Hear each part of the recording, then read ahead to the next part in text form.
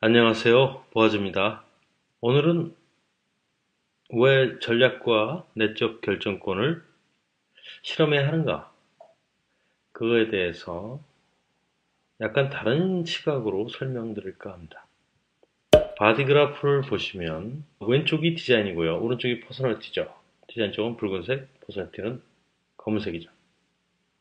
그리고 또 오른쪽을 보시면 거기 생년월일 나와 있고요.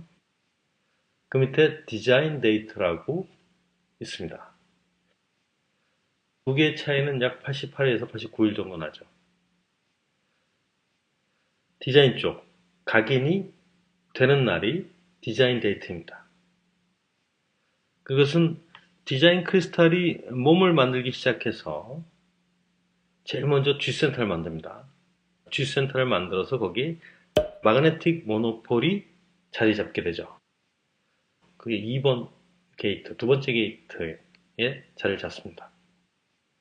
그리고 그 디자인 데이트 때 아즈나 센터가 완성이 됩니다. 그리고 또 그때 퍼스널리티 크리스탈을 불러드립니다. 몸속으로. 그래서 디자인 데이트 이후부터 몸 안에 마그네틱 모노폴과 디자인 크리스탈 그리고 퍼스널리티 크리스탈 이 세 가지가 있게 되죠. 여기서 일부의 사람들은 좀 착각을 하죠. 퍼스널리티 크리스탈이 몸에 들어가는 날이 태어난 날이다 라고. 그렇지 않죠. 태어나는 날 아기의 몸이 엄마에게서부터 완전히 분리되는 그 순간, 그게 퍼스널리티가 각인되는 오른쪽 검은색 쪽이 각인이 되는 때라서 그런지 그때 퍼스널리티 크리스탈이 들어간다 이렇게 잘못 알고 있더라고요. 그렇지 않습니다. 여기서 이 말씀을 드린 이유는 몸을 만드는 것은 퍼스널리티 크리스탈이 아니라 디자인 크리스탈이다 라는 말씀을 드리려고 이 얘기를 꺼낸 겁니다. 몸을 만든 게 디자인 크리스탈이다. 그것의 의미는 몸에 대해서 아는 것은 디자인 크리스탈이지 퍼스널리티 크리스탈이 아니다라는 거죠. 타입에 따라 전략과 내적 결정권으로 결정한다는 것은 결국 디자인 의식에 따라서 결정한다. 이것과 같은 의미입니다. 의식으로, 그러니까 퍼스널리티 의식으로 결정하는 것은 몸을 완전히 무시하는 처사가 된다는 거죠. 왜? 퍼스널리티 크리스탈은 몸에 대해서 전혀 모르기 때문이죠. 우리가 퍼스널리티는 의식, 그 다음에 디자인 쪽은 무의식 이렇게 얘기를 하는데요. 디자인의 쪽에 의식이 없어서 무의식이 아니고요. 퍼스널리티 쪽 의식이 인지하지 못하기 때문에 무의식이라고 부르는 겁니다. 디자인 의식 있습니다. 몸의 의식이죠. 그 몸의 의식만이 삶에서 맞는 결정을 할 수 있습니다.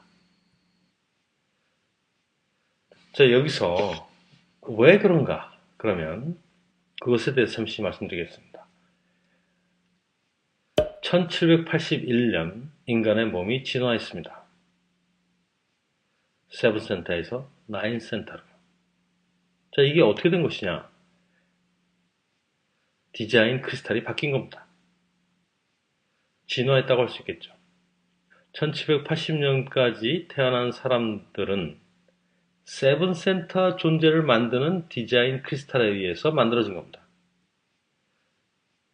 그런데 1781년부터는 나인 센터 몸을 만드는 디자인 크리스탈에 의해서 만들어진 거죠. 그래서 1780년까지 태어난 사람들은 세턴의 주기 약 30년을 살았고요. 1781년부터는 천왕성의 주기 84년 동안 살 수 있는 그런 몸이 된 것이죠. 물론 이것은 전략과 몸의 의식에 따라서 결정할 때 그렇다는 겁니다. 건강하게 84년 동안의 삶이 보장된 그런 몸이라는 거죠. 근데 몸은 진화했는데요. 퍼스널리티는 진화가 안 됩니다. 자동으로는 절대 진화가 안 되게 돼 있습니다. 교육을 통해서 배우게 되죠. 퍼스널리티는. 그래서 퍼스널리티는 배우러 온 겁니다. 승객은 구경을 통해서 배우러 온 거죠. 그러니까 나인센터 몸을 가지고 있고요. 의식은 세븐센터의 의식인 겁니다. 세븐센터 존재는 생존이 목적인 삶이죠.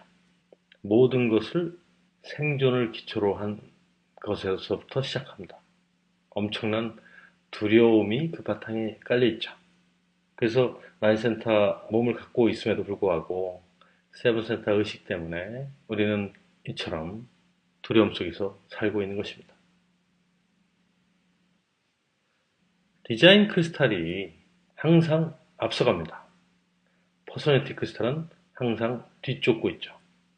이것은 마치 컴퓨터가 발명이 되고 나서 그 하드웨어적인 부분은 계속 진화가 일어나는데 소프트웨어가 못 따라가는 것과 똑같습니다.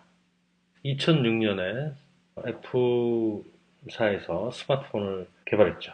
새로운 하드웨어가 갑자기 출현한 것입니다. 진화된 하드웨어가. 그것을 10분 활용하기 위한 소프트웨어는 아직도 충분하지 못한 거죠. 아직도 발전의 가능성이 무궁무진하죠. 이것과 똑같은 것입니다. 나인센터 몸으로 진화했는데 의식은 여전히 세븐센터로서 살고 있습니다. 이걸 달리 비유하면 정말 오랜 시간 동안 소를 교육을 시켜가지고 소달구지를 메웠습니다. 소달구지를 끌게 했습니다. 그래서 비로소 소달구지를 이제 타고 여유 있게 가다가 잠깐 눈을 감았다 떴는데 소달구지는 없어지고 최신형 벤츠, 혹은 BMW, 롤스로이스 이런 최신형 바디의 퍼스널리티가 들어온 겁니다. 근데 할 줄 아는 것이라고는 소달구지 모는 것밖에 없죠. 그래서 그 소달구지 모던 식으로 지금 벤츠를 몰려고 하고 있는 겁니다. 퍼스널리티가. 제대로 갈 리가 없죠. 계속 사고를 내는 거죠. 8만 5천 년에서 약 10만 년 전에 시작된 세븐센터 존재. 그때의 퍼스널리티는 5센터의 의식 수준이었죠. 그래서 아즈나적인 자각. 그게 그때 시작된 겁니다. 8만 5천 년에서 10만 년 전에. 그건 시각적 자각이죠. 그게 끝난 게 1980년입니다. 그래서 퍼스널리티가 비로소 세븐센터 바디에 적응을 했다고 그럴까요? 그렇게 된 거죠. 소달구치를 잘 몰 수 있게 된 겁니다, 비로소. 그런데 몸이 갑자기 진화해버린 거예요, 나인센터로. 그러니까 지금 우리들은 어떻게 결정을 해야 될지, 마인드가 항상 두려움 가운데 있게 되는 겁니다. 그래서 마인드는, 퍼스널리티는 교육되어져야 합니다. 그런데 문제가 퍼스널리티를 교육하기 위해서 전제되어야 될 게 뭐냐면 몸이 디컨디션이 돼야 됩니다. 디자인 의식이 깨어나야 된다는 거죠. 제가 그걸 깨우는 방법은 뭐냐? 식사법과 전략, 그리고 내적 결정권. 이거를 존중하는 것입니다. 이 실험을 7년간 해야 하는 거죠. 그래야 비로소 퍼스널리티가 깨어날 수 있는 기회를 갖는 것입니다. 설명이 잘 됐는지 모르겠네요. 그래서 식사법, 그리고 전략, 그리고 내적 결정권에 따라서 결정해 가는 실험을 7년간 한다면 이 나인센터 몸의 혹은 삶에 주어진 목적이랄까요? 그 삶, 그게 이루어져 가는 것을 볼 수 있게 되는 것입니다. 그것은 결국 진정한 의미의 아우터 어소리티로 표현이 될 수 있는 거죠. 다른 그 누구도 볼 수 없는 그러한 시각으로 본 것을 표현하는, 아주 유니크한, 독특한, 창조적인 견해. 그 견해 표현이 아우터 오소리티의 표현이죠. 그것을 볼 수 있는 날이 오기를 기대하면서 마치겠습니다.